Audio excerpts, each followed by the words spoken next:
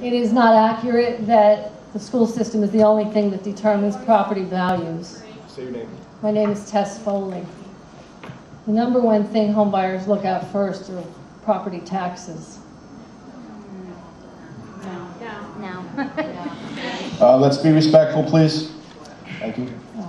Ordinarily, I have some spiffy little speech. I have such a hodgepodge of notes. I'll just work through them and hit all the points before I sit down. But I'm inspired to share the story of a little boy we all love who lives near me, who every morning we get up, we rejoice for this child.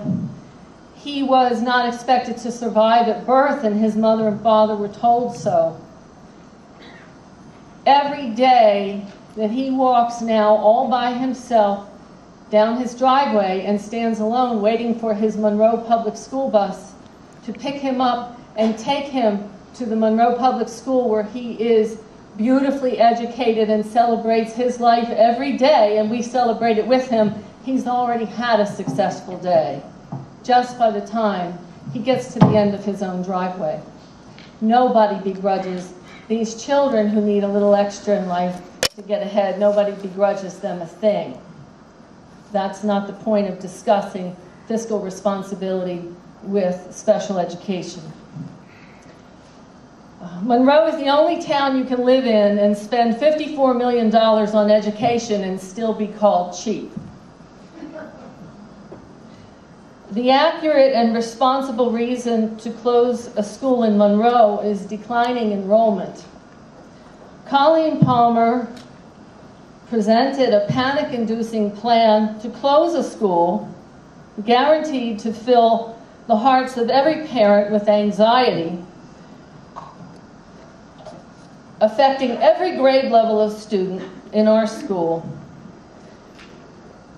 If you look at that chaos-inducing plan, it makes her 7% increase look like a walk in the park. Colleen Palmer presents the plan to close a school as a punitive measure, something to do if she doesn't get her 7% school budget increase. We've heard from a group of people and one citizen taxpayer who do not have PhDs in education, who have proposed alternative school closing plans based on fiscal responsibility that do not create town-wide panic and chaos. Closing a school during a dramatic declining enrollment over a sustained period of time is not only fiscally prudent, it is a fiduciary responsibility of school administrators and the Board of Education. The numbers, in just 5 years, overall enrollment in Monroe has declined 620 students, down 14%. The biggest decline is at the elementary school level. In the 2010-2011 year, elementary enrollment will be down another 364 students, down from just 2006. Currently, there are 3 elementary schools in Monroe with a combined capacity of 1,909 students. 2 of those schools alone have a capacity of 1,472 students. That's 309 students higher than the actual projected enrollment for the 2010 school year. The plan that I'm now referring to is the Donlan plan, presented most sensibly, reminds us that in this fall, the number of empty seats in our school district will be nearly 1,200 empty seats, or the equivalent of 4 grade levels. Colleen Palmer is fighting for a plan where now and in the future, teachers will be teaching to empty classrooms. Just a brief review of the Donlan plan.